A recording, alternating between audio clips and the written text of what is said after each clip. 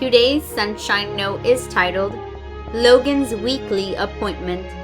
For a day in your house is better than 1,000 outside.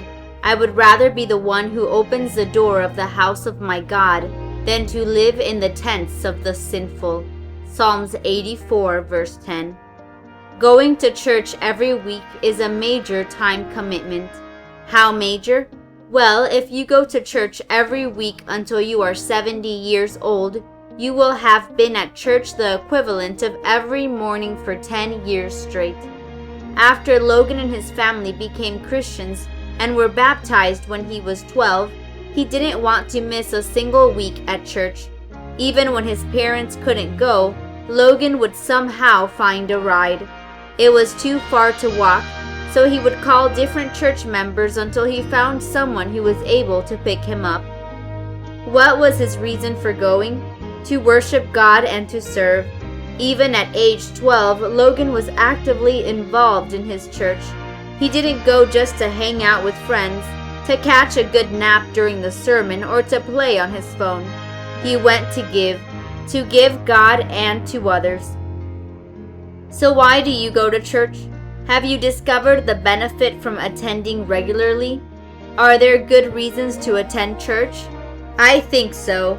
I go to church because it is God's house on this earth, and even though I can meet with Him anytime, anywhere, His sanctuary is a special place to me. There I can sing praises to Him, praise Him, and learn more about Him.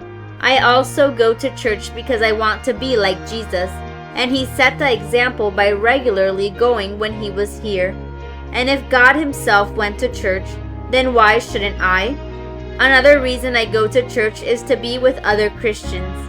Unlike any other public event, church is a place where people come together because they believe in God. You may sit in church and feel that the sermon is boring or that the music isn't your style, but I have discovered that when I go to church with a plan to worship God, I always get something out of it. And if I get involved, it is even better because I am not just a spectator. Right now, you may go to church because your family goes, but someday you will make your own decision, and I hope that you always choose to go. God invites you to His house to praise Him, talk with Him, read about Him, learn more about Him, and be with other people who love Him too. When you stop and think about all the other places you go during the week, even one morning a week doesn't seem enough to give the one who has given you so much.